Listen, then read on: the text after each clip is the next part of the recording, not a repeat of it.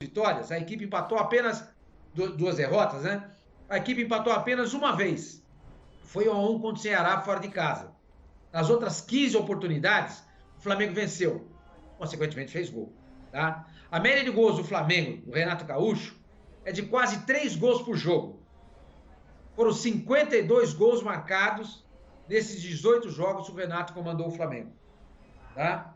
O Flamengo fez ontem 2-0. O técnico do Barcelona, né, o Fabian Bustos, saiu empolgado, entendeu? Mas falou, olha, jogamos o próximo jogo em casa, com a nossa torcida, no nosso campo, onde a gente se sente mais confortável, mais cômodo, vai ser uma motivação essa, estamos vivos, disse ele. Tá? Acontece que pro Flamengo perder essa vaga, ele primeiro tem que sofrer 2 gols, não marcar nenhum e ser derrotado nos pênaltis. Ou então, se ele fizer um golzinho só, o Barcelona tem que marcar 4. E a gente viu que nesse reinado aí do Portaluppi, do Renato, o Flamengo só sofreu 4 gols uma vez, que foi contra o Internacional no Maracanã. Quer dizer, um ponto absolutamente fora da curva. O Flamengo, ele tem 26 gols marcados fora de casa. 26 gols em 9 partidas, o que também dá uma média de quase 3 gols por jogo. Então eu acho muito difícil que o Flamengo venha perder essa vaga. Muito difícil, muito difícil. Por quê? O Flamengo não é um time de não fazer gol. E dificilmente o Flamengo toma tantos gols assim. Então, gente, por mais que esse Barcelona jogue, por mais que o jogo seja em casa, por mais que tenha torcida, o Flamengo hoje é o melhor time do nosso continente. De um polo a outro, hein? Não é só a América Latina, não, ou então a América do Sul. É de um polo a outro. Não tem ninguém melhor que o Flamengo.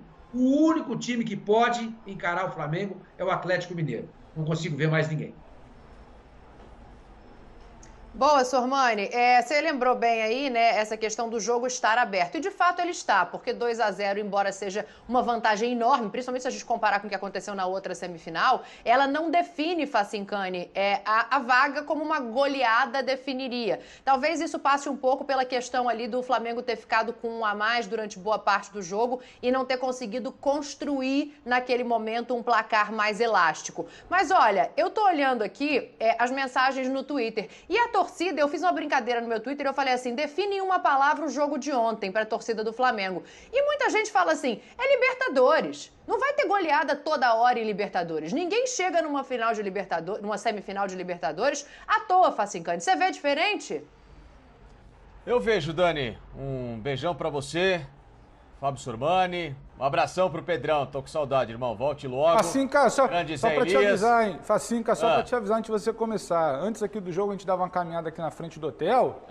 Tinha um pessoal aqui querendo saber de você. Falaram que vão prometer uma homenagem até o final do programa. Vamos aguardar, mas vai daí. Eu vou mostrar aqui, vamos lá. Esperamos, né? Tá tudo em casa, fica tranquilo. Não temos qualquer tipo de receio. Vamos lá, Pedrão. Abração pra você. Desde que a homenagem também inclua o Zé Elias, porque, coitado, ele é um pouco carente, né? Mas enfim, pra gente abraçar o Zé Elias eu vou pedir aqui. Quinta-feira, claro, também. Eu não tenho nada a ver com isso não, rapaz. Não tenho nada a ver com isso não. Quem tá carente é você que tá me chamando pra homenagem. Pronto. Ao contrário, Começou. Entendeu? Começou. Não dá, né, Pedrão? Não dá pra trazer ele. Fã de esporte é o seguinte, Dani, por que eu penso diferente? Eu vi um jogo do Flamengo, apesar de, em alguns momentos, a desatenção pelo resultado construído, mas muito tranquilo. Eu vi um time extremamente confiante, eu vi atuações individuais de altíssimo nível e eu vi um resultado que, se tudo bem, no papel ele poderia ter sido maior, mas na atitude ele fez com que, pra mim, a vaga já está decidida em favor do Flamengo. E não tô aqui fazendo média com ninguém, que vocês me conhecem, não preciso fazer então média. Você concordou com o torcedor que respondeu no Twitter? Eu simplesmente, Dani, tô dizendo que o Flamengo, pra mim, se classificou ontem. Mesmo com o 2-0 e mesmo com o placar que, claro, pode ser revertido pelo Barcelona, mas não acredito.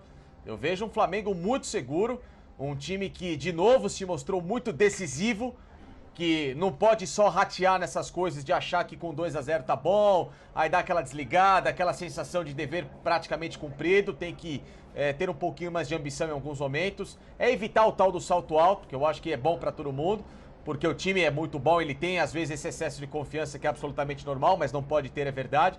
Mas vi um jogo sublime de várias partes e de atletas individualmente falando, que já já a gente destrincha. Boa, e aí tem uma questão que é interessante para dar boa tarde para o Zé também, Zé, que é a seguinte, né? A gente não pode esquecer, a gente não pode não levar em conta que o Flamengo ontem não tinha o Diego, não tinha o Felipe Luiz, não tinha o Arrascaeta e tinha uma estreia, tinha o Davi Luiz chegando ali. Então, era um Flamengo modificado ao que está habituado a entrar em campo e ainda assim constrói esse 2-0. Você está mais pro lado do construir o 2-0, vamos lá, que é vantagem para a volta, ou para olhar, de repente, alguma coisa tática ali que te decepcionou, Zé? Boa tarde, Dani. Boa tarde, Facinca, seu Sormani, Pedro, a todos que estão nos assistindo. Dani, eu tô naquela... Abel, Cuca, prestem atenção no time do Flamengo, que a final será contra o Flamengo. Eu acho bem difícil o Flamengo perder. Não pela falta de qualidade da equipe do Barcelona, porque ontem nós vimos no começo, né, do primeiro tempo e no começo do segundo tempo, uma equipe que sabe agredir, que sabe criar dificuldades, né, e o Flamengo teve uma certa dificuldade para se ajustar. Depois que se ajustou, pegou o timing, né, da marcação, posicionamento, o time do Flamengo foi o Flamengo que nós conhecemos. Mas eu acho que o Flamengo tem uma vantagem enorme, muito porque o Flamengo não passa um jogo sem fazer gols. Esse ataque do Flamengo é impressionante. Quando o Gabigol não está fazendo gols, ele está abrindo os espaços para os times, para os outros jogadores, está participando das jogadas, né, dando assistência.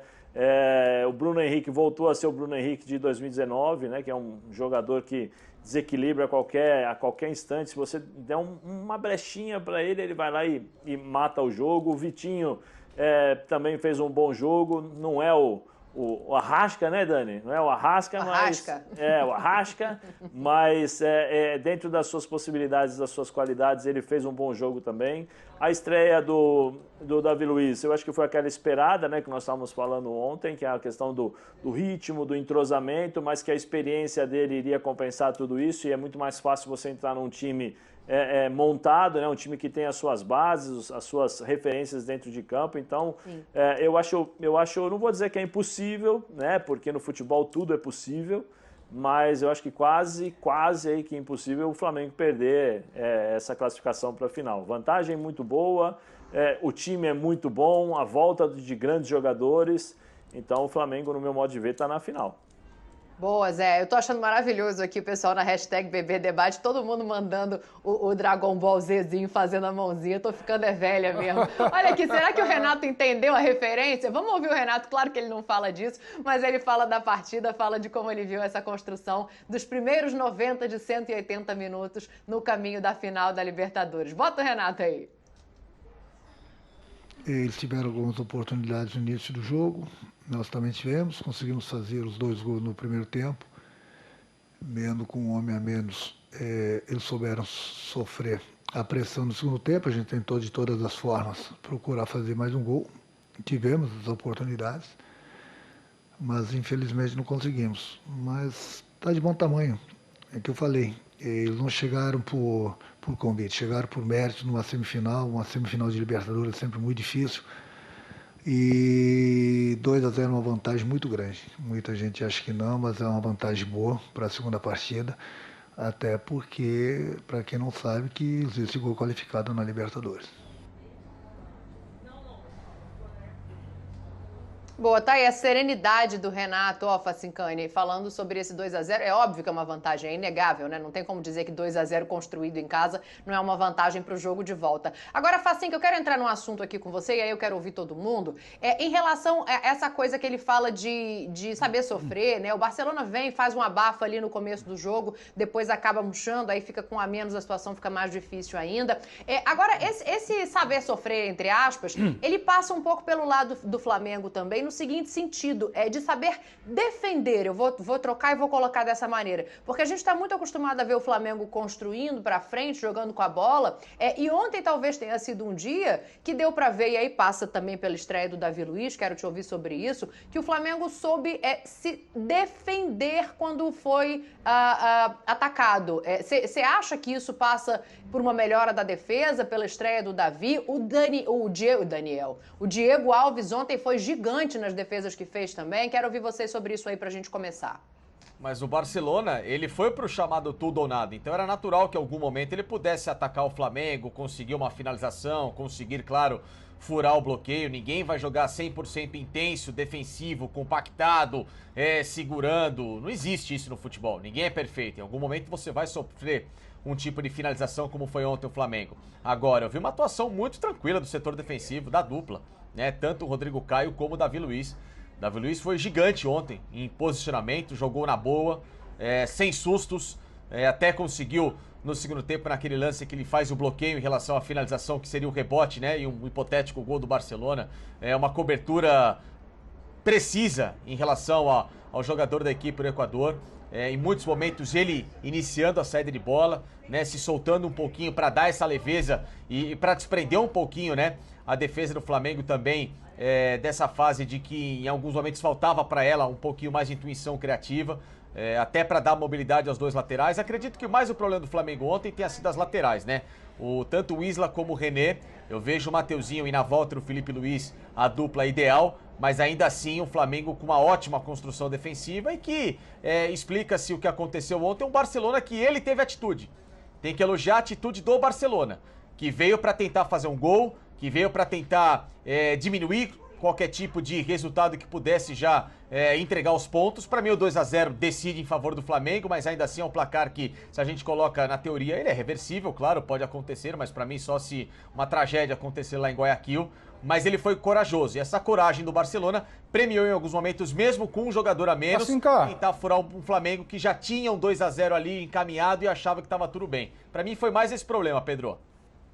Você me permite discordar só uma situação irretocável, não mudo nada que você falou da dupla. Achei uma boa estreia do Davi, se tinha aquela dúvida do ritmo de jogo e tal, sim, sente ainda um pouco de falta do ritmo de jogo, vai sentir talvez um jogo, 2 jogos, 3 jogos, mas muito bem pelo alto, muito bem participando da criação. É bom lembrar que a jogada do primeiro gol, que é do Gabi para o Bruno Henrique cruzando, ela começa com o Davi. Davi acha o Andrés abre no Isla, Gabriel acha o Bruno. Então ele participa muito dessa criação, especialmente pelo lado dele, pela esquerda, muito firme nos combates. Tem a sensação também de ser um cara um pouco mais experiente, um cara que passa uma segurança que a defesa do Flamengo por muito tempo não teve com outras peças. O bloqueio do chute do segundo tempo poderia ser um gol ali, poderia talvez dificultar um pouco mais. Agora, quando a gente fala em defesa, sobre saber defender, eu acho que teve um problema específico. O Diego Alves ele não fez 4 grandes defesas por acaso.